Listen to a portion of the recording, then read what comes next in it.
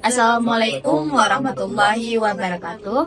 Kami dari kelompok 1 ingin mempresentasikan hasil diskusi kami tentang pada data mendeteksi bias. Jadi pada data pertama itu, data harga rumah di Jabodetabek. Ini termasuk pembelajaran supervised, karena tujuannya memprediksi harga rumah berdasarkan fitur seperti luas tanah, lokasi, jumlah kamar, dan lain-lain. Kemungkinan kemunculan bias yaitu terjadi kalau data rumah lebih banyak dari daerah elit seperti Jakarta Selatan, sehingga model cenderung menebak harga tinggi untuk semua lokasi. Selain itu, harga rumah juga bisa berubah dari waktu ke waktu, tapi data pelatihannya mungkin sudah usang atau ini disebut sebagai bias waktu. Baik, pada data kedua yaitu data transaksi kartu kredit. Ini termasuk ke dalam supervised learning karena kita mengklarifikasi transaksi apakah ilegal atau penipuan.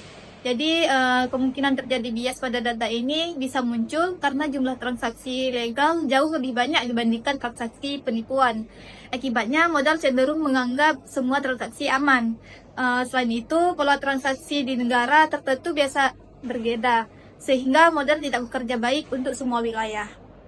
Yang ketiga ada data pelanggan supermarket. Ini termasuk unsupervised karena model mencoba mengelompokkan pelanggan berdasarkan perilaku belanja tanpa label tertentu.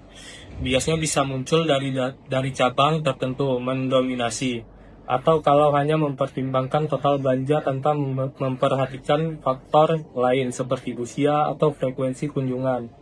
Hasil cluster juga bisa salah satu diartikan oleh manusia. Misalnya menganggap satu kelompok pelanggan tidak penting, padahal mereka punya pola yang unik.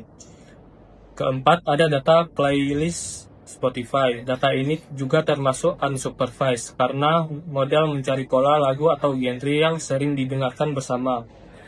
Biasanya muncul karena lagu-lagu populer sering muncul di dataset, sehingga rekomendasi jadi monoton.